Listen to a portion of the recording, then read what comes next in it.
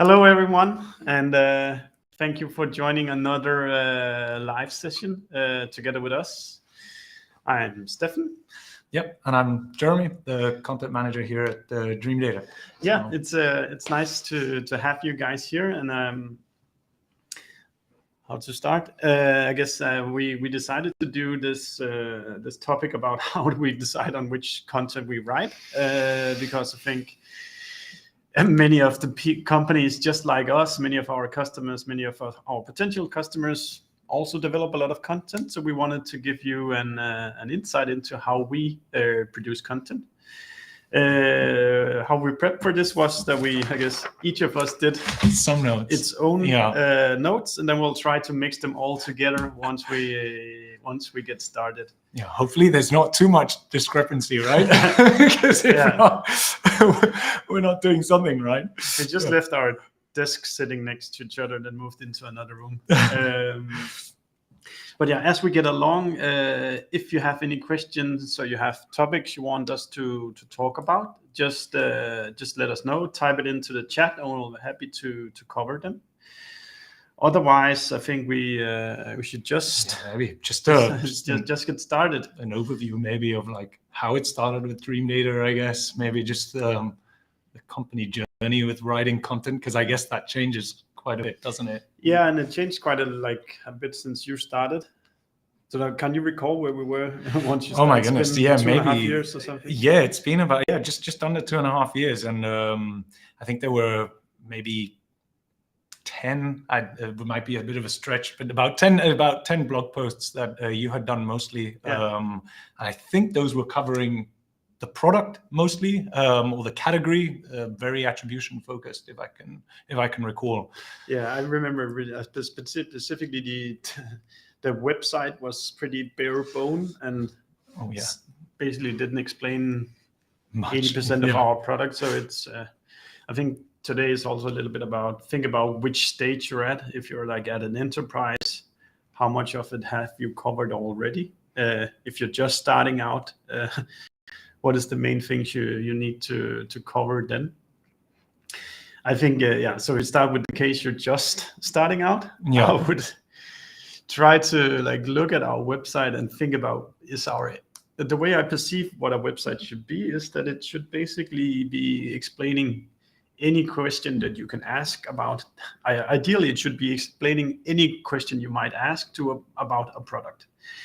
And if you're just starting out, typically you just have a front page and 1 or 2 sub pages, and it's rarely enough. And what that means is that whenever sales conversations start, your salespeople have to be able to explain the whole A to C of your product. And that's high demands for salespeople that needs to be good at selling. They need to be good at your niche, your product, and so forth. And I think that's a good place. That's where I guess a content marketer comes in at a good point in time, or should come in relatively early, in order for you to start addressing those at the content level. So it's not your sales peeps doing it, and that's, I think, when you start to develop your blog that addresses some of those questions, perhaps also further up in the pipeline, right? I think one of the things we started out with once you started was to actually let the salespeople dictate a lot of the stuff we were writing. So it was coming straight out of customer calls. Hey, I got this question. I was not able to answer it. What is the answer here? And I think if you get the question one time in a sales conversation, there's most likely 10 or 100x the same amount of people who are thinking about the same. And then we kind of one by one drilled into all these questions that one might ask in a sales conversation with us. Yeah, I dare say that there's still a big element of that at Dreamdata. Yeah. And also just to add another angle, I think one customer saying it is already not only a guaranteed reader, but also, someone that's already in your radar. You don't have to convince them. So actually you can address their exact problem with your content already. There's also a chance that you can help push them over the line. So yeah, I think sales, as far as what influences what we write, I think sales is probably, I've put it here as my 1 and 2, both in the pains, because they're talking to customers, right? They're exposed to the pain points quite early on, and also from requests on the more product side of things. And I think the one that I'm working on just now, which I hope to have finished fully, but I need to send over for review, is what data can you send from Dreamdata to your CRM? And that came straight from a customer's mouth, right? And it's actually, well, we're not addressing this anywhere. Let's produce content, because there's bound to be a lot more people just like you asking it.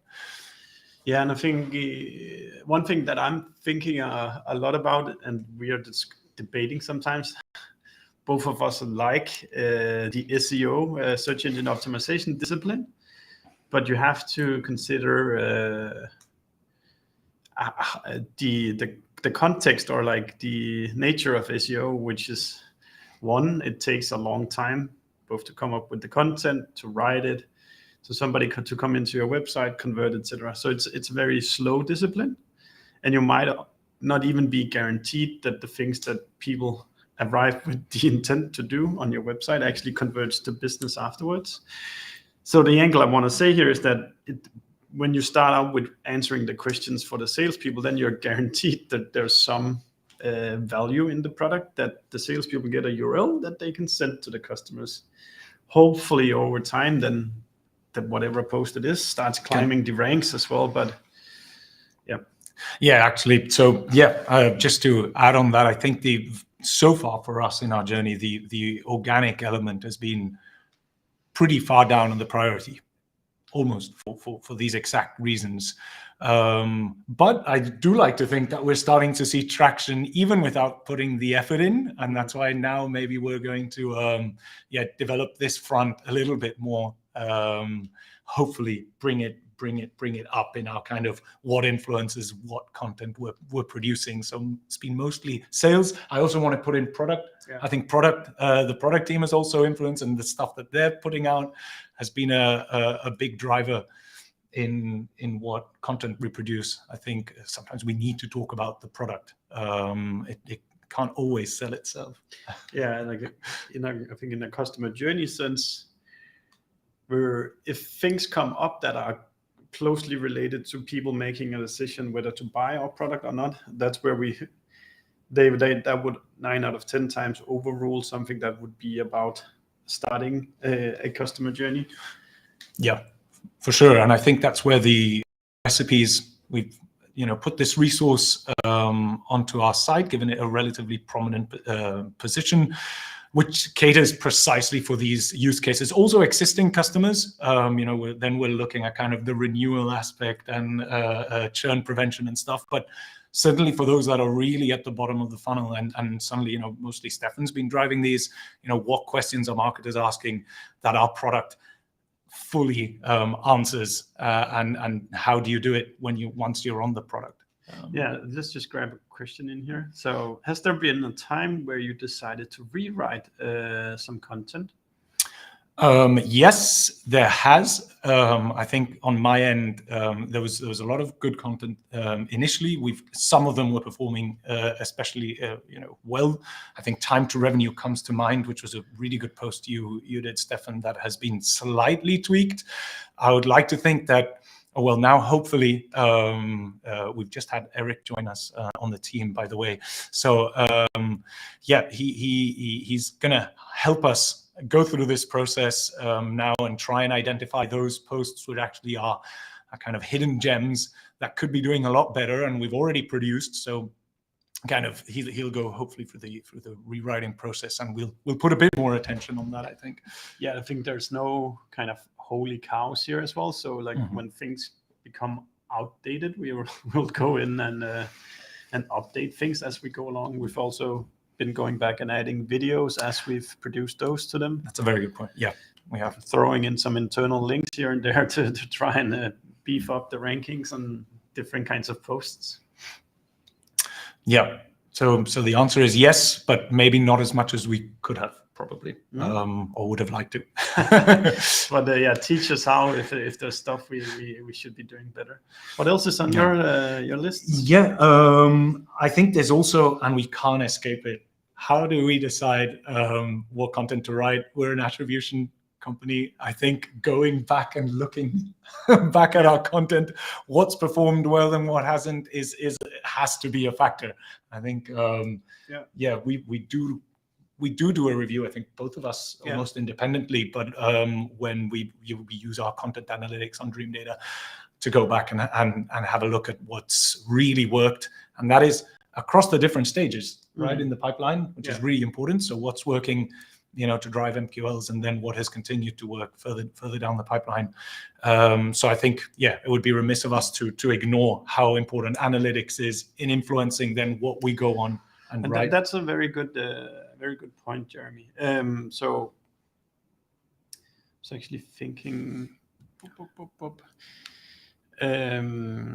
So like what you're saying is basically we have some content, it ranks somehow, it pulls in traffic, but what you can do with Dreamdata, if you can check whether the emails that landed initially on a piece of content, whether that actually progress to the sales pipeline, or ideally all the way to being a one new account. And what we mainly look for is the content that produces these journeys that go quite far down the pipeline. Yeah, exactly. I don't know if you've got. Yeah, I was thinking. I just wanted to live demo. Show you something. What did I think I called it? Content analytics. Here. Yeah. Yeah. Hang with me for a second. I'll share my screen now. Oh, not that one. So this one. I believe it's this one where I did it. Is it? Yeah. Maybe not. Yeah, you can see my screen. Good. So an analysis, I'll try to make it big. If it's too small, then reach out to me afterwards and I'll share it. But what we have here, I can see it is quite small, but you can basically see we find up what produces MQLs next to what produces SQLs, next to what produces new business.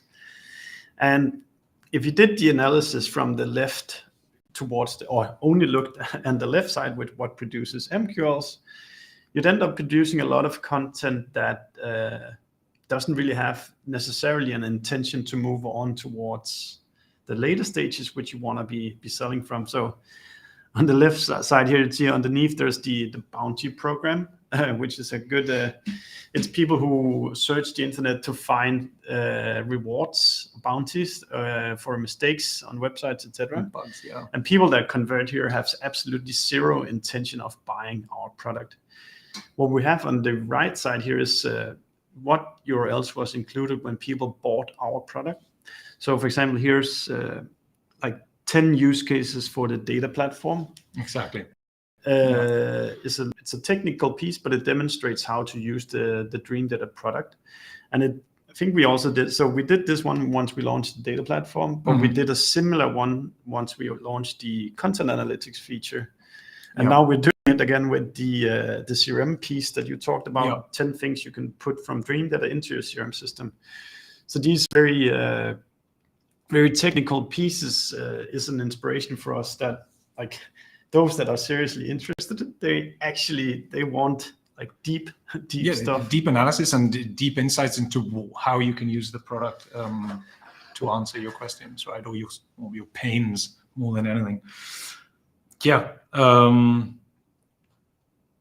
Apart from that, I think really there's one more that we do use sometimes, and like I had to mention the attribution and the analytics, but there's a bit of gut feeling as well. I think we're still early enough as well. Sometimes maybe a bit of inspiration on LinkedIn or browsing or whatever it is that suddenly one of us comes up with an idea and says, maybe we should do something like that. I think there is an element of that it's just like a process of come up with an idea and try to do one piece, see how it performs. If the response is good, and then what is response here? Again, I was thinking about there's always two things. There's the leading indicators, which is kind of people liking or engaging with the content. And then the lacking one is, pipeline or revenue comes out of interacting with it later on. Yeah, and we use both, I think, right? I mean, more the second when we can, but yeah, I think sometimes when we get an idea and maybe we've done something similar, or we do go back to those indicators, I guess. I guess there's also then different types of content. So if like you watching Dreamdata, then you'd see on our blog, it's rather like serious, well thought through. But if you follow us on LinkedIn, you'll see all kinds of silly stuff and memes and just having a good fun. And I think that speaks to the whole content format and choosing that. I think we've been super experimental. I think on LinkedIn in particular, with memes that have proved extremely successful, or as far as we can go with some of those leading indicators. Yeah. But also closer to home, now we're running a video experiment. So we're pumping out a lot of YouTube videos. If you're not subscribing to our YouTube channel, now's your chance, because there's some really good content coming out on there. And you know, I think we've tried almost everything, and we test it. We do look back at the data and see, okay, how successful has this been? What does success mean? I mean, there are some questions, and depending again where you are in your business life cycle, then what that represents. But yeah, I think videos is a big thing we're doing now. I'm also thinking of pushing a bit more infographics, which we have underutilized so far. Maybe that tickles some customers' fancy. So yeah, a lot of iterations, experiments. I think there has to be a big part of that. Yeah. I was thinking like probably what takes place on the website is more like, it's a bit more serious because it's trying to help you make a buying decision. Yeah. Whereas on LinkedIn, that's more our, what's it called? Our experimentation lab, where kind of anything goes and you get really quick feedback. Then, you know, one day Sam comes up with a meme and 10,000 people likes it. And then, okay, that definitely worked. Well, yeah. And then you can take that piece of content and put into ads afterwards, or write a blog post about why memes work as well. Yeah, I think there's a pretty good feedback loop in both directions. So sometimes when there's good LinkedIn posts that actually, well, maybe we could make a blog post out of this, or a video, or it could feed into ads. But then also in the other direction, actually, maybe there's a decent blog post that some of you guys especially are using on LinkedIn, that or inspires you to do a good post on LinkedIn. Yeah, actually, if we zoom out a little bit, I started thinking about as well, like, what is the prerequisites you need before you start deciding on what content you want to produce. So one thing that we've talked a lot about is kind of who is our ideal customers? Yeah. Who are we trying to speak to? So it's always like, as we produce stuff, the question is constantly as well, is this valuable for us? It's a lot about B2B software companies and particular people involved in marketing. What was we had a vision that we talked about for the content that we put out, which is to help our followers get smarter or better. Exactly. It's to be a value add, and that was a bit of an inspiration from what was his name, Patrick Campbell. Because he was on the LinkedIn Live, and he, you know, was really making a point about there needs to be a value to the content. You know, there needs to be a takeaway, a learning. You give that up gratuitously, I think, and then I guess some people it might influence. But if you focus, this is maybe kicking ourselves a little bit or shooting ourselves on the foot. If you focus too much on the revenue angle all the time, that, you know, getting customers over the line and getting people over the line, then your content might not always be valuable. So you need to maybe a bit of 80-20 and say, okay, actually, I'm going to give out really good insights. That is good, you know, freely out of the goodness and kindness of my heart. And I think there's. Good question, really, like, which I think I'm undecided upon as well. Yeah. That why do you produce content? And one is that, like, there's one thing is helping the sales process, but how do you help the sales process? And I see content very much also as a top of mind game. So you have followers, but doesn't have the problem that we're solving for right now. But we want to constantly be on the top list of brands that they like to consume content from. Because once they get into that buying mode, then hopefully we'll slide in as number one on the list of product that they need to be checking out. I think, today on the internet, brands are just like constantly battling each other for attention. And also, you like particularly these days where budgets are more tight, then there's probably 3, 4, 5 different projects that companies can be deciding upon at any given time, and they might not be connected at all, but an organization can just consume 1 or 2 projects at a time. So you want to fight for you being that 1 or 2 projects that get pulled out there. Yeah, it's that because it's also it's not only competing for customers, but it's also competing for the kind of mind share for people's attention. And there's a lot of content, and it does get hard, and it's easy to get drowned out by all the noise. But yeah, and it's not always guaranteed that your content's always going to work. So as you know, failure is part of the process. I think we continue to learn that as well. But yeah, that's a good point. Brand awareness is, I think, part and parcel, or the other side of the content game. Add value, but they're getting value from your brand. So you're kind of driving that. Another thing I was thinking about, which is like not how you decide what to write, but I think if you're in doing content today, then or like want to do it, then you need to think about how you get the company along with this commitment to doing it, because it can be there's time between when you start and once money come out, and you need a certain bit of patience before when you start doing content. It's more a marathon than it's a sprint. Of course, you need to do every single sprint as good as you can, but it's more like you need to show up every week with new quality. Yeah, I agree, and that's also the benefit. Just to insert here, the benefit of having an attribution platform, because at some point you might be able to prove that value. Oh, good question here. So, has there been a content piece you created that surprised you in terms of performance? I know. I know the one. I think there is the benchmarks. Yeah. Let me share this one. So let's just go live here. So yeah, in the spring of last year, we just for fun discussed whether we would be able to say something more general about B2B journeys from our own data. Right? Yeah, exactly. Yeah. And then we got Mikkel, our data scientist, to standardize some data that we could play around with anonymously.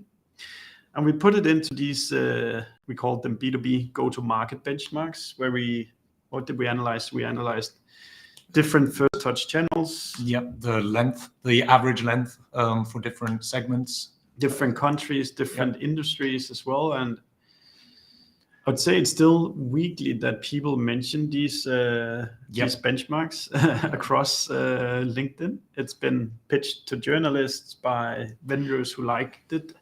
Yeah, it's the most cited, the most visited. I think it's performing best on all our metrics. Yeah. So that's definitely been. I think it's also once we have more capacity, we'll start sharing more and more of these benchmarks. Definitely, yeah. I think there is a bottleneck inevitably in getting the data out and the data team to provide us with it. But people are interested. They want to be able to compare themselves with standards. I guess. Let me pull up just to get. I'll do some honorable mentions here for a lot of our memes as well. The memes have really been it's kind of a little bit silly, but it's also can be extremely effective on a place like LinkedIn, where the virality is so high. So particularly Sam in our company has really been rolling these things out. And I think you're not lying if you say that this meme with the cheerleader has been seen by millions. Of people, and it's been used in newsletters and stuff like that, and it definitely caught us by surprise by how powerful can this be. Yeah, and it's this one's a good example of repurposing content. We made this very short blog post about it, and that's also got some traffic, and it's ranking on some keywords as well.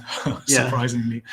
Maybe one question for you guys out there: how do you feel about watermarking memes? It's something that we've been talking about, but again, it goes completely against the nature of memes. But like, if this had been watermarked, maybe it wouldn't have done viral as well. As a consideration. Let's see what else we got here. I think let's take this one. I'll show another one.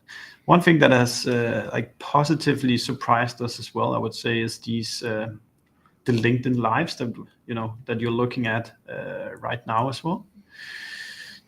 Laura started it out as an experiment, just to like play around for fun and see how it turned out, and we've managed now to get it into a flow where we do one or like at least two, at least one per week now, and typically like somewhere between 50 and 200 people click attend to these things. And it's also super useful for repurposing. I'm talking here with the writer hat, because I mean, some of the guests are providing such value, going back to this free value add that you want your resources to provide. I mean, you can't, honestly, we've learned a lot from the guests, and I think that was a pretty good takeaway, and I think repurposing that into blog posts is also... If we just follow that path a little bit, that's really good. Like, how do we decide our content? Let's make the easiest one, which is actually, I think, is an important component as well. If we head into, especially the smaller you are, again, I think, see our blog right now, you'll see here that like the last couple of three posts are like built upon lives we've done, for example, with Drew or Vladimir, and this one. And we then also got Kitty, our videographer, to like produce small video snippets of these that we send on to the speakers who've been on the events as well. So we've really been surprised by how much juice you can squeeze out of these. I mean, high quality juice, even, and especially when there have been some very good quality speakers.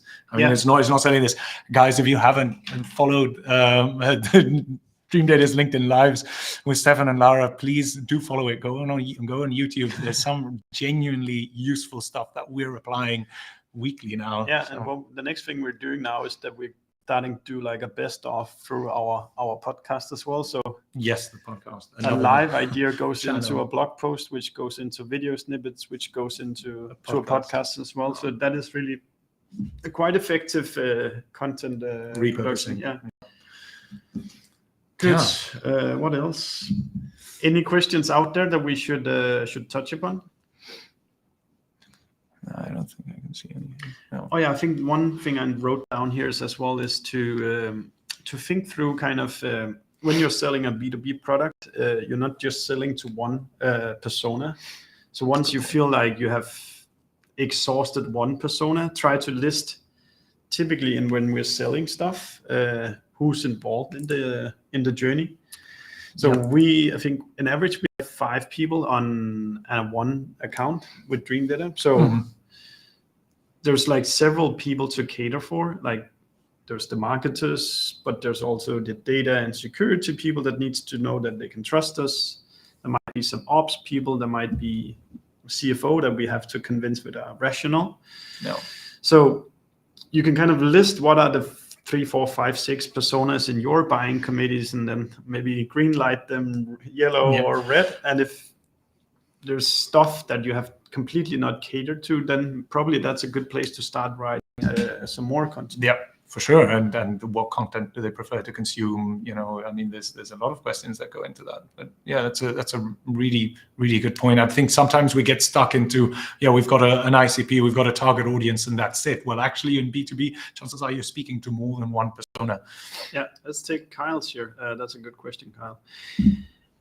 How have you gotten your employees to devote time to blogs writing? So it's mainly Jeremy who writes for us. I sometimes scramble some notes together, then perfect. Yeah. But in general, the content output that our employees have is on LinkedIn. Correct. Yeah. And I think the way we got that whole thing rolling, we did a blog post that we can link in the comments as well, but we started out just with a little competition, a team competition, to see if we could reach, was it 300,000 views as a team in a quarter, something like that. And how many were we back then? 4, 5, 6 people who participated. I can't recall, look for the. But we basically ended up like committing to trying to get 300,000 views in a quarter, and we ended somewhere around 500,000. Yes. And kind of that, Kyle, kind of led us to being like quite convinced, okay, if we not just write 1 or 2 times per week, but if we write 5 times per week, we can have a significant impact on the demand for Dreamdata through this. So some good old competition. And then, it also takes you need to enforce it that it's valuable. So you need to also get people in your company to buy into the story. And I think here we're good collectively at doing it. Everybody posts in a Slack channel, and we go like and comment each other, and we can then also see us being more and more mentioned on LinkedIn as a company to follow. Yeah. I think there's so many, like the ripple effects of that effort we continue to feel that across everything. Like, speak of brand awareness, I think you guys a good job, but yeah, and the question is, we have in-house, again, we've just got also Eric on board in the team, but mostly it's been me for blogs. But the entire team has now, I can say pretty much the entire team has bought into posting very frequently on LinkedIn. But I would it goes down to you incentivizing or like walk the walk. So if you want others to start, then start yourself. That's a good way to start. There's another one here asking, what are the ways to decide the tone of a particular content? Depends. I think generally there's a number of things that I would say go into that, company culture being one of them, and your persona being another. If you're in finance, you probably want to have a more formal and serious, or legal, you want to have a more serious, formal tone than if you're in a kind of marketing world, I would say. But generally, I think for us, we've actually been quite lenient. There's relatively informal, depending on where you're. So I think as well, your channel, where you're writing your content matters. Steffen suggested it before, right? If it's website copy, that tends to be the most direct and kind of, least fluff. And then you get the blog, which is a little less formal, and there's a bit more play in it. And then finally LinkedIn, where you just kind of put down your thoughts. I think we've somewhat settled on a rather informal, but kind of, I would say casual but informative. It's not there were some earlier posts where there was a lot more storytelling in it. There was a more tangent, more analogy, but that didn't necessarily pull more weight. It might just have been the topic.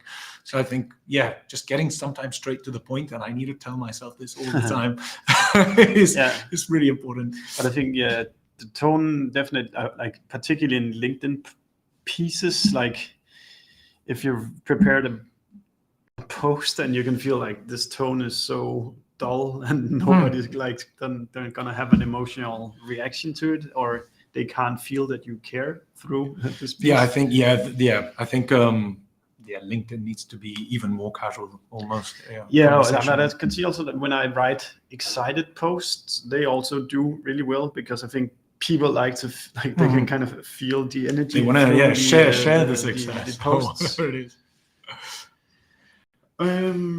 Let's see. if we've gotten through most things. Yeah. Yeah, the one thing I had like I have like a love-hate relationship to this SEO thing. Yeah. Because I really like the discipline, but I think particularly if like you're a highly funded company that needs to grow extremely fast short term, I would be mindful on betting a lot on content as an SEO discipline, because it can be a very long pull.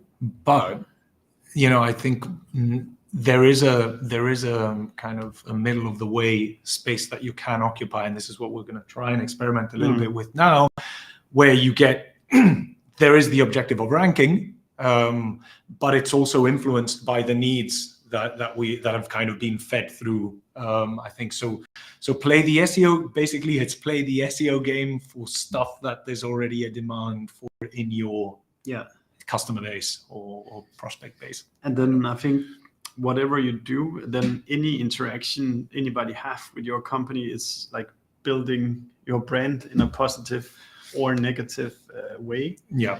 So I would never ever commit to doing anything low quality, because if there's something that the internet has, it's a lot of fluff of low quality. So I do give a big effort and produce quality output. Otherwise, people who are following, they will drop off quite quickly. And I think that's why a lot of the stuff we've done, I mean, it gets harder as you want to kind of cover more bases, but it's what I call point of view articles. Like you will get, at least you can't go wrong by describing your experience with something. And it might not resonate with everyone, but I think that at least you can eliminate the bland genericness of it, which sometimes there has to be a bit of. But once you add your point of view, kind of how you've experienced it as a company or as an individual, then almost by definition it can't be so stagnant. Yeah. So if we kind of let's try maybe to summarize kind of what is what's deciding content for us. Yeah, I would say we get a lot from sales, kind of what customers, prospects are saying, for sure. We get resources, so what can we actually produce, I think, and what will give us a good return. I think there's you mentioned maybe not ROI, but certainly, kind of, I see, it's kind of two components. There is kind of how do we support sales and product? And then the other thing is how can we help our followers, prospects, customers get smarter? Yeah. Which is then kind of, we cannot release anything where you'd think they didn't get 1% smarter by spending 5 minutes. Exactly. There needs to be a big, there needs to be a value add. I think there needs to be a takeaway. Yeah. Okay. One last question. How much do you cross-check the content with other departments, sales, engineering, etc.? That's actually a good one. So we cross-check all the time. So like me and Jeremy, we're kind of marketing people. We don't understand the depth of the product or the technicalities. No. So we constantly ask to say, like when you do product updates, we rely on product people telling us this is how it works. We've built it in this way because that's valuable for the customer. Or we show the blog post to the salespeople saying that, do you feel like this answers the question that the customer would be asking? Yeah. So I think cross-checking the content is one, it's really smart because the content gets better. But secondly, you also then kind of, you get buy-in from the organization that what we're putting out here is good and meaningful. Yeah. Sometimes, of course, there is, we need to bear in mind that sometimes there is inevitable, delay or lag in getting the content out as well. But I think it's worth it to make sure you're really accurate, especially with the product stuff. Yeah. I think we mostly take it. These guys also write, good updates. So it's just a question of taking most of what they're saying and then just adding a little bit of sparkle to it to make it a bit more exciting. But like we're really fortunate in the way our teams kind of work together. Yeah. Anything else we should get out? Yeah. No, just mostly, make sure there's value. Yeah. I guess if we unpack everything, that should dictate what we do with this. Yeah. And if there's anything Jeremy or I can help you with, just reach out to us on LinkedIn, and we'll be happy to answer.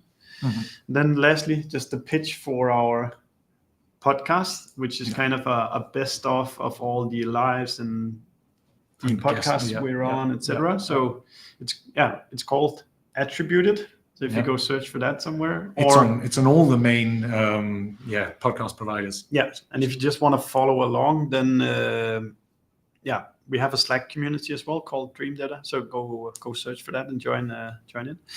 What is Kyle saying? In my experience. Yeah, bring it up. Let's bring it up. We have enough time. You can leave if. Okay, love the contest and cross-checking ideas. In my experience, having sales and customer growth teams to post questions from calls in a Slack channel, then having our service consultant write detail and how to. It's exactly like we do it, Kyle. Like our sales team also uses nowadays they use Gong, so it's most sales calls are now recorded and they can share the snippets that people are asking. So we can. And they're also quite good. I mean, we don't even have to listen to all of them when they really identify something that is now, has been put up a couple of times. They will just come and say, "Hey guys, we don't have this. we need this." Yeah, maybe one last tip for insights on what to write. Then make sure that somebody from your marketing team sits in on the sales meetings once in a while to hear kind of what is the questions that comes up, because that can be a massive source of inspiration as well for what you should produce. Yeah. Good. Okay. Let's say that it's it.